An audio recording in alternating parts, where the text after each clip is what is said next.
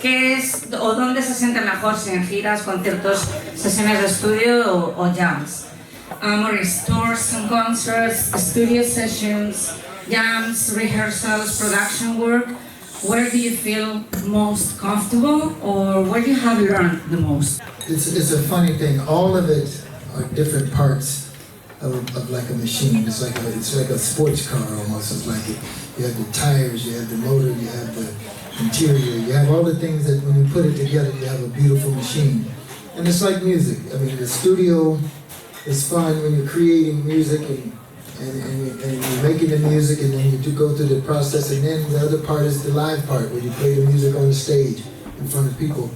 Ahora mismo lo que más disfruta es actividades o eventos como este, ¿no? De poder compartir con gente joven todo lo que él ha ido aprendiendo durante todos estos años, con Prince y otras cosas que él ha hecho.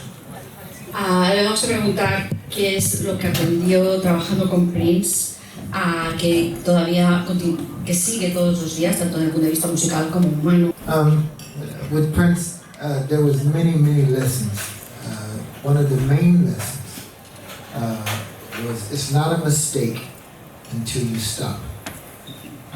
It was a big deal for him.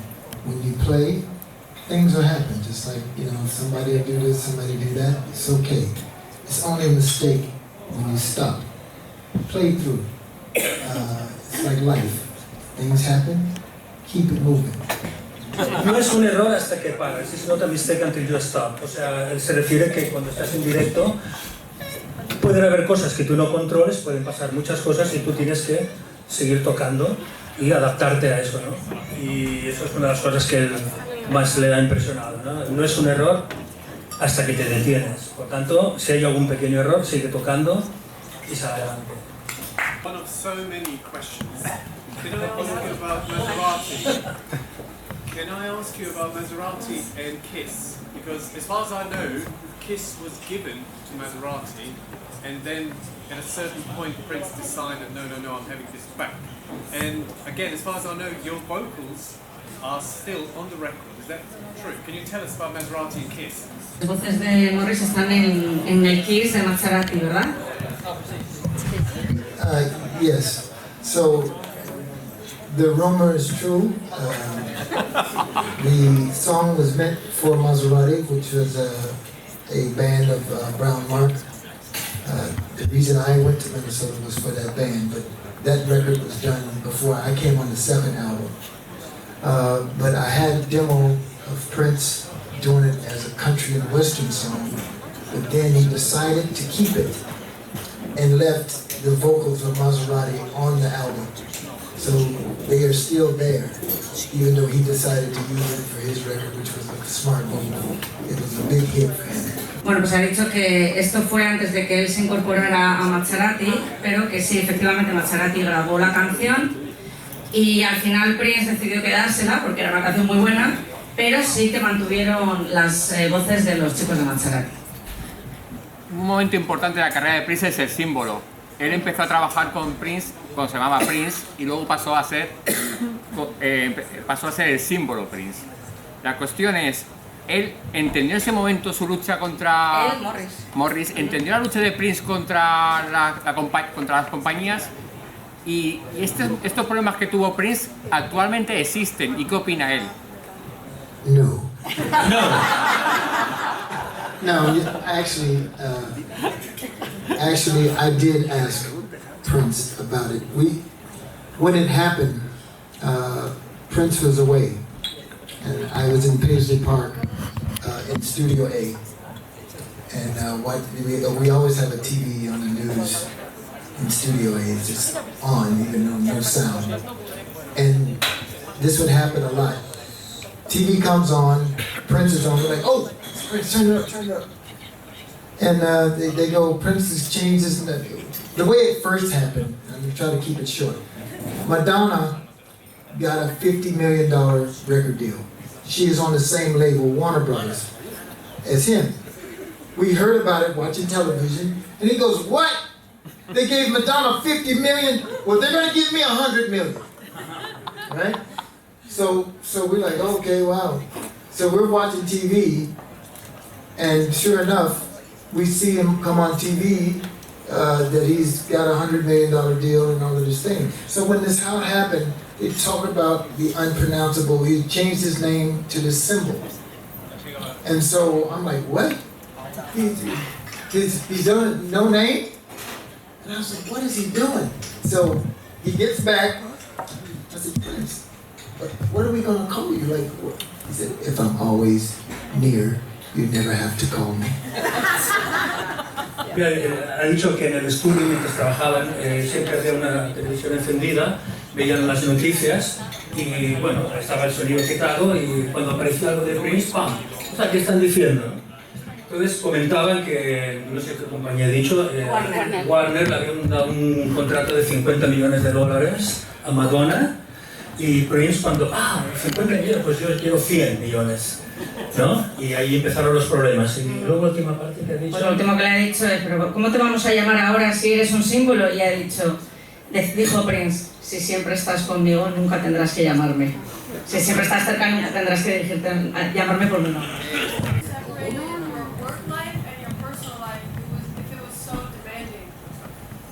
You didn't really have much, especially in the early days, much of a, at least I didn't, of a personal life. It was very difficult because of the amount of time I had to spend at the studio. Just learning, I had to learn all of the songs going back to the 80s. Because the thing about, of course, the later you come in, the more material that you have to know. The revolution stopped at the revolution era. I still play revolution songs and NPG. The girls from Third Eye Girl had to play NPG and revolution. So the longer you go, the more you have to do. And so in the early days, Prince worked MTV every day, movies, videos, everything. It was crazy. So I learned to not sleep very much and just work all the time. And occasionally, you know, you got to do stuff. But I could never make a schedule. Anytime I go to, like, I'm gonna go somewhere, Prince would somehow, every time, they're like, okay, we're gonna have it next week. I'm like, no, I bought a plane ticket to Las Vegas. Like, God, and every time. So I just stopped doing it. Menos días, en la pregunta era de cómo separaba su vida personal, ha venido a decir que no tenía prácticamente vida personal. O sea, tanto trabajo, tantas cosas, Prince continuamente estaba grabando nuevos discos y bueno, esto lo que la idea principal es esta, que es que no había vida personal. Cuanto más tiempo pasabas con él, menos podías dedicarlo a tu vida personal porque tenías que aprender de Revolution, de MPG y bueno, pues poco dormir y mucho trabajar, básicamente. Morris disfrutaba de los after shows, o sea, de los conciertos post-concierto, y si tiene constancia de que en los 90, en la era más analógica, están grabados, y si tiene constancia de que en algún momento los veremos. The first question was if you enjoy the after shows as much as we do. And also, if you know if there is any recording of the 90s after shows, and if the state is planning to release them, please. Well, number one, that was the kind of the most fun, was the after show, because that was less preparation. It's like nobody knows exactly what's going to happen. It's just like it was stress because I had to load samples, and so I would try to tell Prince, like, Prince, please, what are you going to do? We're going to wing it. Like, oh no. So he would give me an indication, so I go, oh, punch, and then the sounds would come. But it was fun because it was like, we're just going to do what we love and play the music we love to play. And the people that we like to hear, James Brown, Sly Stone, all of those things. As far as the shows, Prince recorded everything. Everything. The video, audio, the estate has all of that stuff. I hope they will curate that material and release it so that the people can see all of the. But there's so many people who never saw Prince. Yes. That this would be amazing because every one of it is different. Every show is different because he made it so. Bueno, él ha venido a decir que era más divertido incluso tocar en estos after shows que no en los shows en directo, ¿no? Menos responsabilidad y también, bueno, no saber exactamente claro, porque se improvisaba mucho. Entonces lo que hacían era tocar versiones de otros artistas que a ellos les gustaba, a James Brown u otras, ¿no? Y él decía que sería estupendo también, creo que ha dicho, de si hubiera quedado constancia grabada. Sabe que Prince grababa todo y que está en el Vault y que el State, pues él espera que lo archiven bien y lo saquen adelante. Que presione. Si puede. Can you press them? Can you press the State to release them? Press the snot out of them. I will crush them to the end of time. My personal view is I would like to see more music coming out of the estate. That's my big thing, is that there's so much music, there's so much film, there's so many things that I think people are interested in. I'm hoping, and I've offered my services to the estate in whatever way that I can help. I think people just need to hear. They come out with, these big packages and things every now and again, and they're very well done. But I just think that it's a slow kind of release. And for me personally, I would love for people like the NPG stuff, for Exodus should be released. Release Exodus. Yes.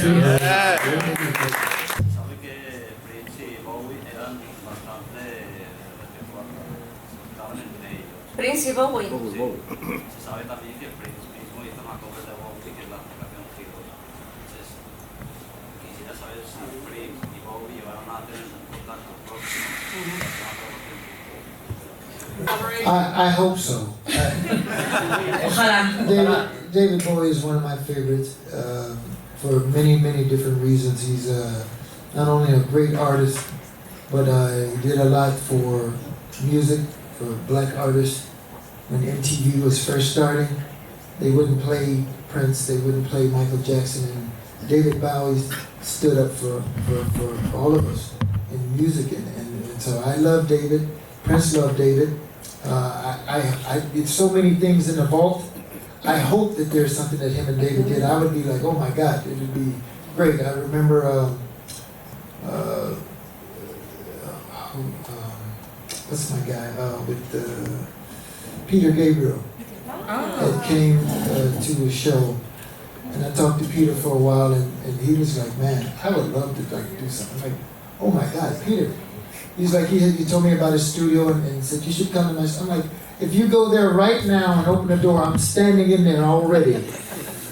There were so many artists that wanted to work with Prince that I really wished that he had.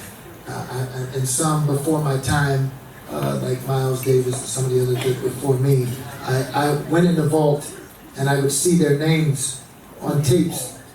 And I'm like, oh man, all of these different artists that would be names on tapes. And when I would go in the vault, and I was like, oh, what is this? Like, what, so. David Bowie es uno de sus artistas favoritos por muchas razones. Luego ha dicho que ojalá exista esa colaboración y acaba diciendo que en The Vault, que es como la cámara acorazada, como una donde ellos guardan todo este material, que entraba allí y veía los nombres, ¿no?, de diferentes artistas, de grabaciones que hay con Prince, y que se impresionaba y que ojalá algún día se puedan salir a la luz, ¿no? Kind of question. Was there a point in your professional career, let's say in your whole life, in which you started to think like, okay, now I'm a professional? Or did it happen first, that someone came to you and called you a professional? Personally, I have the syndrome that it's hard for me to believe that I'm like Prince, like great like that. I always felt like I somehow snuck on the bus and somehow I managed to stay. It's just my thing. It's just like I just, so I did realize when I started doing things and you really are doing a lot, and there's all of these celebrities, Tom Cruise, and all of these people that are around at the shows, and they're like, oh my God, this is amazing. Like, and I'm like, but you're Tom Cruise. You know, and I'm like, what are you talking about? You know, everybody from all walks of life loved Prince. And they would come to the shows, Eddie Murphy, everybody. And they would talk to me like they know me. And I'm like, I had Woody Harrelson while he was in London doing a movie, Larry Flint. I went in this club and Woody said, Mr. Hayes. I'm like, Woody Harrelson, you know I know everybody in the band. I'm like, what? And that's the moments I feel like, I guess I'm a rock star. It's crazy. Because I don't expect, but they're Prince fans. A big director who now is my friend. Star Wars, I'm having a brain freeze right now. But, no. The new director, J.J. Abrams. J.J. Abrams. J.J., I'm so sorry, I just blew your name.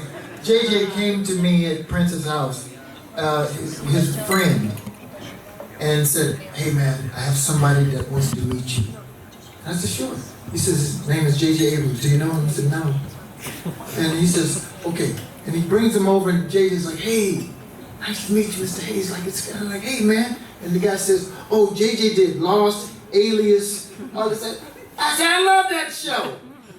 I love this show. Me and my wife, we watched the show. It's great.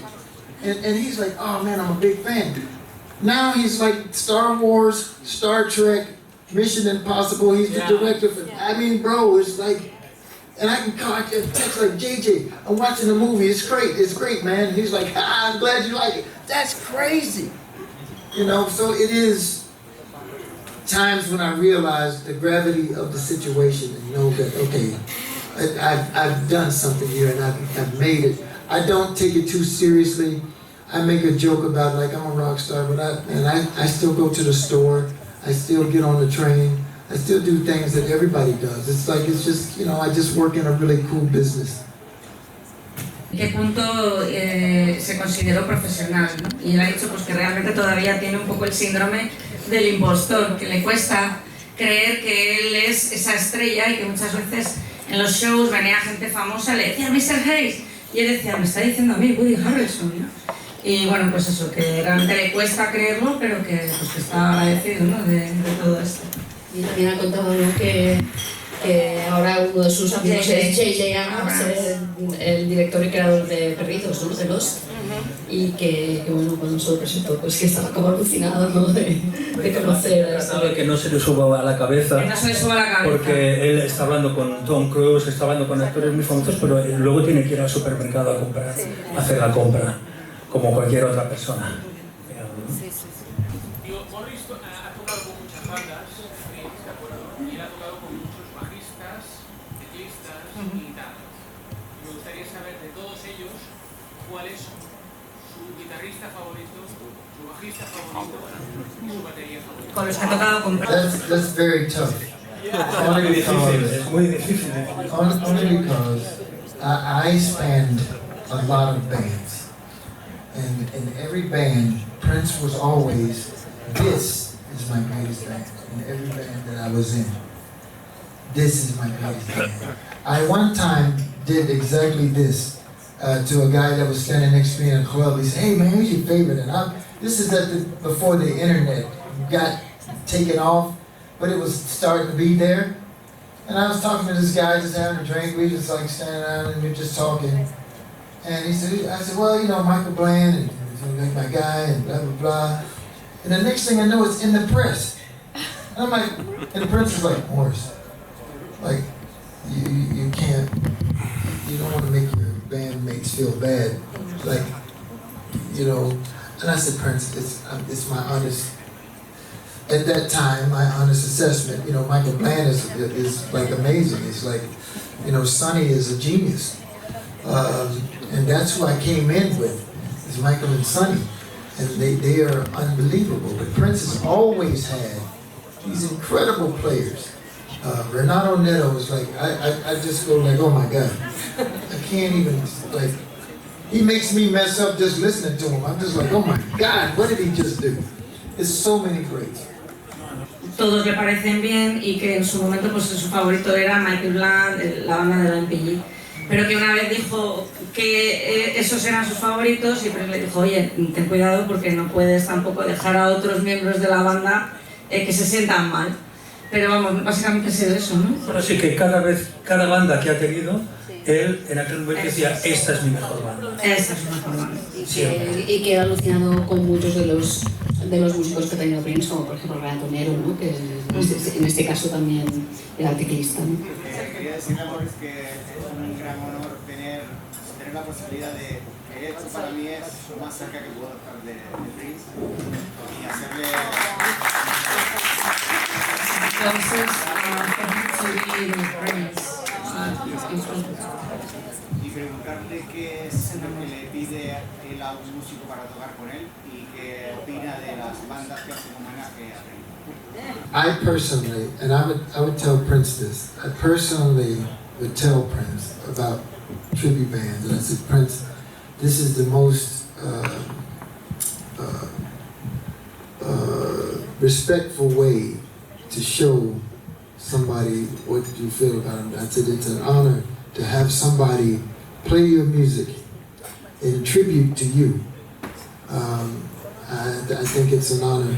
And I know it personally, when I come to things, it's important for me to always give back to the fans. If there's no people who listen to our music, come to our shows, we are nothing. We have nothing. I can sit in my basement and make music all day, and nobody will ever know. But people have stood outside in the cold, in the rain, in the heat, and paid a lot of money. The least I can do is say thank you. Because we know a lot of Prince stories, but he's doing a lot of songs in maybe 5 hours. But I guess there's a lot of things that you added and we don't know. Do you know what I mean? Sure. Oh yeah, tens of thousands of dollars, and they were like, they would tell us like, hey, this is like $50,000. This is too much money. I'm like, hey, don't talk to me. Tell Prince. He's the one who wanted us to be here. And they're like, this is crazy. Like all of the manager people, like, you know, he's recording all the time. I'm like, that's what he wants to do. You know, don't talk to me. I do what he asked me to do, you know. There's some music that we played on. There's some stuff in the vault that's very cool. And stuff that he would let us, you know, he would let me, like, Morris, you go ahead and do this. Welcome to America was that for me. I did it 10 years ago. And it just went in the vault. And Prince had asked me to come over. He called me and said, hey, can you come by the studio? I'm going to play you something. And I sit in the car. I get there. He's waiting for me in his car. We get in the car and we play the music. And I'm like, wow. I'm like, this is great, Prince. I'm like, this is very political. I'm like, you got a few songs that's saying some things. And he said, yeah, I'm just kind of feeling like, you know, I'm feeling like this right now. And I said, yeah, man. He says, I want you to take it home, which that was crazy. Take it home and just, you know, overproduce it. He said, do whatever. I'll take away what I don't need. I'll take out. I said, cool. And so every day I'd go work on a song, come back, I love it. Go back, work on a song, come back, I love it. I did this I think I did like 6 tracks, I think, out of the 10 that was on that thing. And it was very cool. I mean, just to play on that, and then it got stored away. I thought it would never see the light of day. And there's some other things that's in there that I think. So and we do it so fast, I forget. It's like we did it, and it was like we learned it in one day, and then we went on to something else, and it's like poof, it's gone. You know, because we just did it and then put it on the shelf.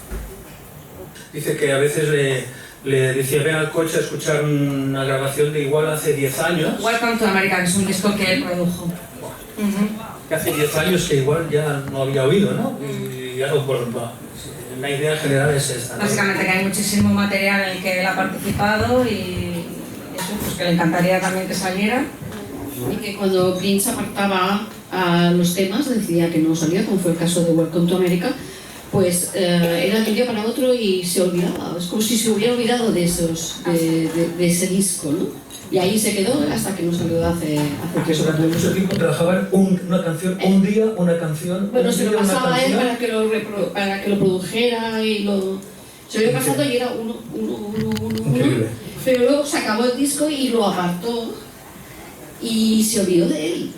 Y hasta que no se ha publicado, pues hasta hace 3 años. Una verdadera amistad entre Prince y Michael Jackson.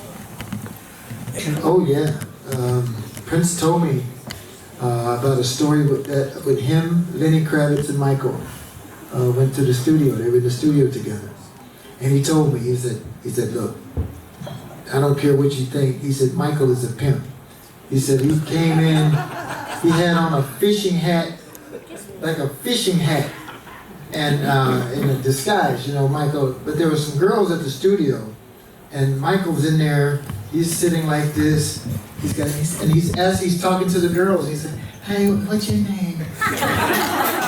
What do you do?" And he's talking to the girls, and they're like, Michael. He's like, "Yeah. What do you do for a living? Hey, I like it." And it's like Michael, and they said they were all talking about Madonna. I'm like, yeah, you know, Madonna was hanging out. Michael's like, yeah, Madonna. She's a trip. And they're like, what are you talking about? You know? But he's like, no, he's like very much competitive. They were very competitive, but they had a lot of respect for each other. I went to see Michael's movie, This Is It. And I was in LA, Prince was in LA, and I went to the movie on my own. I went by myself. I just said, I want to see it.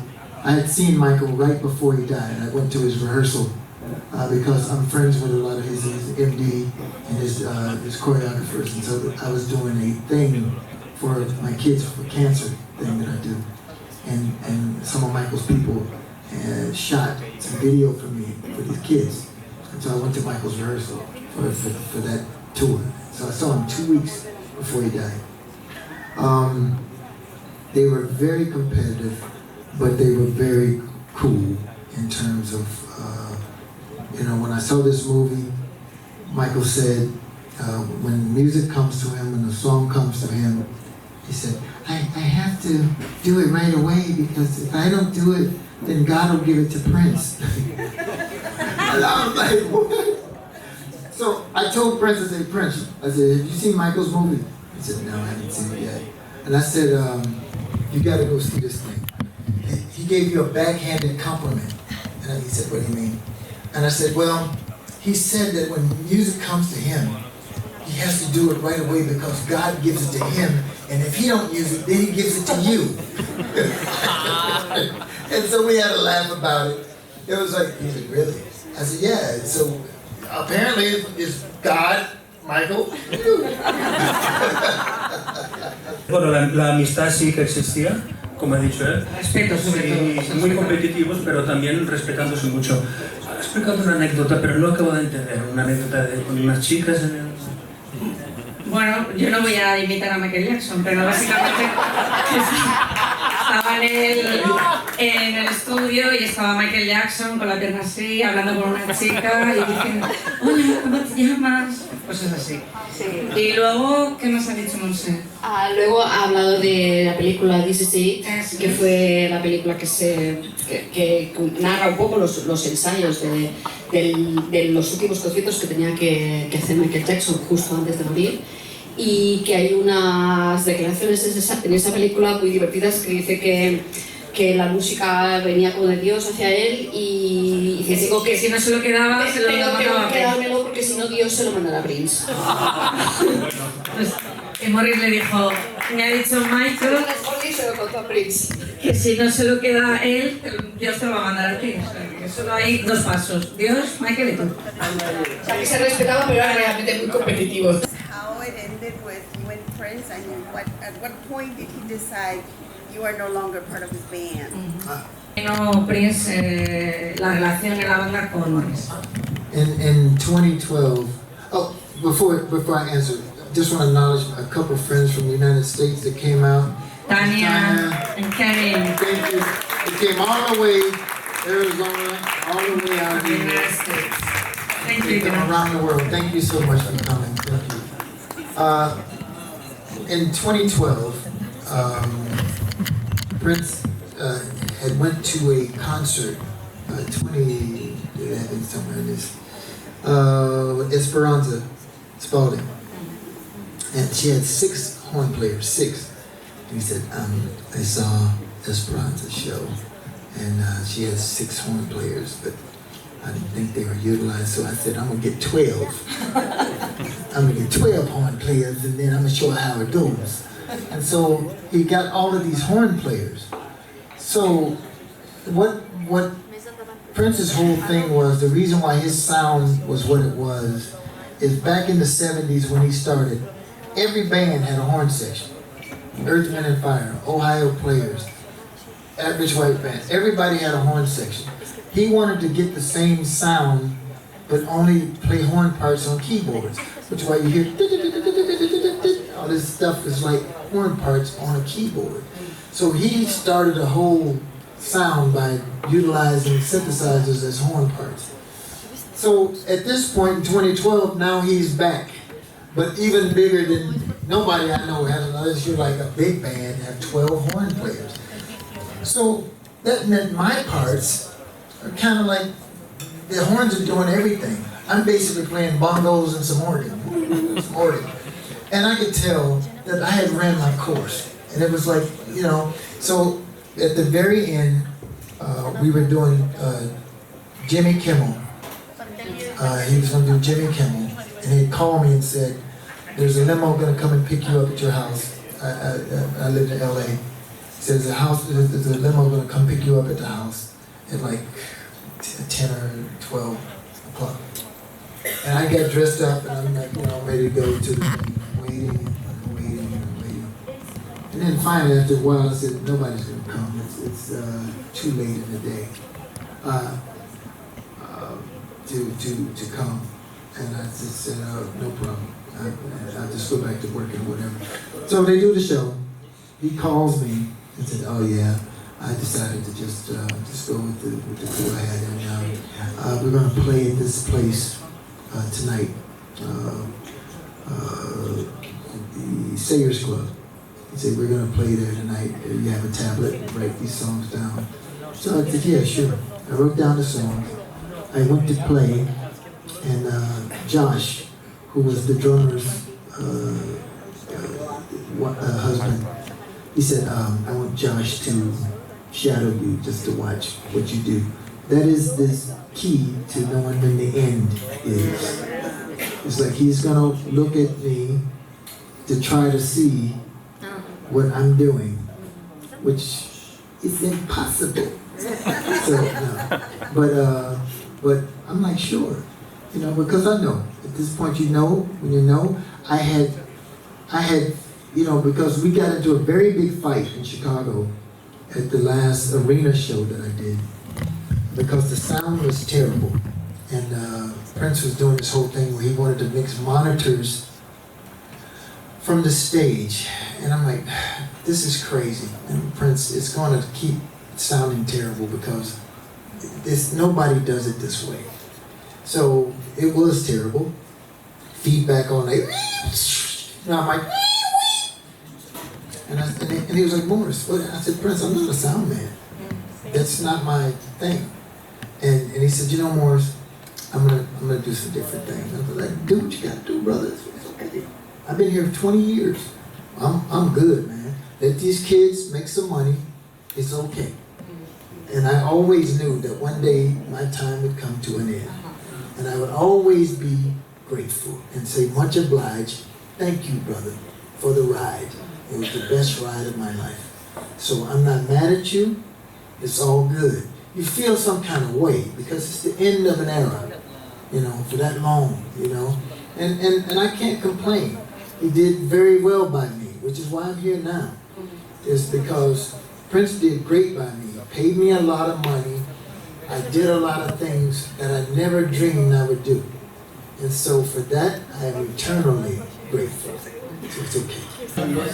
La razón es por una sección de viento que quería incorporar de dos Él fue a un concierto de Esperanza Spalding que tenía 6 vientos y cuando Prince lo vio dijo yo quiero 12 y quiero que suene mejor que esto, y le gustó, entonces decidió hacer cambios, ahí empezó a hacer cambios. Luego ha contado también que tuvo una discusión con él por temas de sonido. Por el sonido, sí, que fue muy mal el sonido, los monitores. Prince discutió con él y él le dijo, yo no soy técnico de sonido, entonces claro, a mí no como que le hizo responsable. Eso le hizo Aparte, responsable. él dice que las partes de los horns ya no las dejaba de hacer él y las hacían los horns, ¿no? Eso fue gradualmente y al final él se dio cuenta de que había llegado el fin de una era, él sabía que iba a llegar, pero que igualmente está eternamente agradecido por todo lo que Prince le ha dado, entre otras cosas estar aquí con vosotros.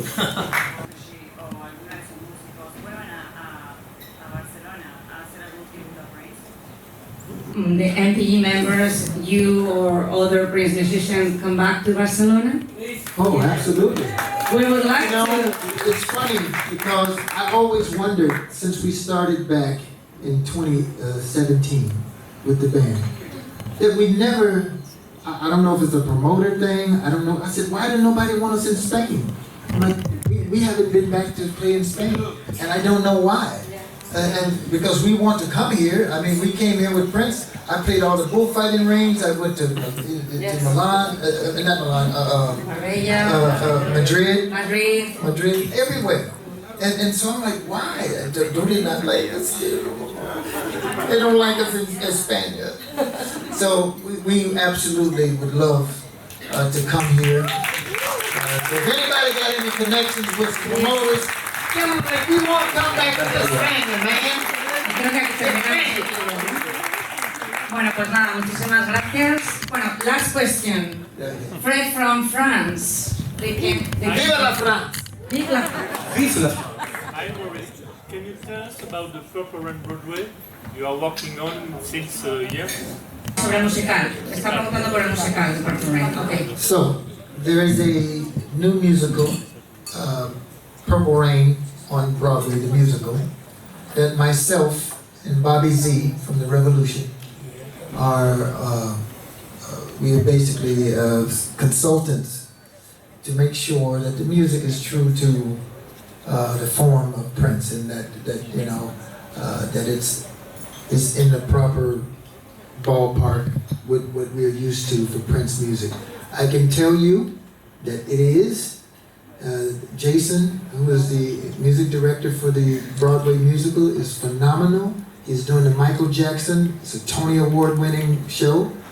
The music in this thing is fantastic.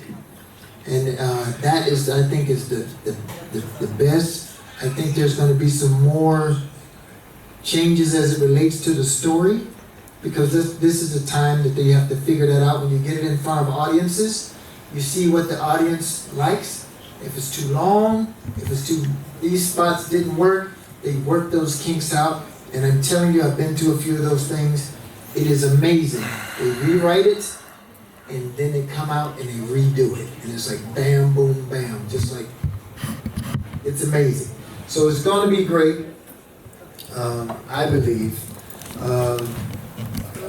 You know, between Bobby and I, listening to the music, that part is covered. If they get the story right, the singers are great. I think this kid has worked very hard. It's weird though, when I'm standing next to him, we looking eye to eye. He's this tall. And so it's like, you're the tallest Prince I ever seen. So he's very tall, but he's very good. And I'm hoping, and from all indications, I just read a couple of reviews, and it got positive, I think, very positive reviews. There was some section where people said it's too long and they need to shorten that out. That's easy. You cut that out and you make it, and because at the end of the day, it's about the music, and then they get the story tweaked out and really figured out. I think it's going to be great. By the time it gets to Broadway, I think it's going to be a big, I think it'll be a Tony Award winning show, I think. Bueno, pues que le gusta mucho, que la calidad es estupenda, que el chico que hace de The Kid es altísimo y que es el Prince más alto que ha existido nunca, y que él cree que incluso puede llegar a ganar un premio Tony. Así que eso esperamos, ¿no? A ver si es un éxito. Pues nada, muchas gracias.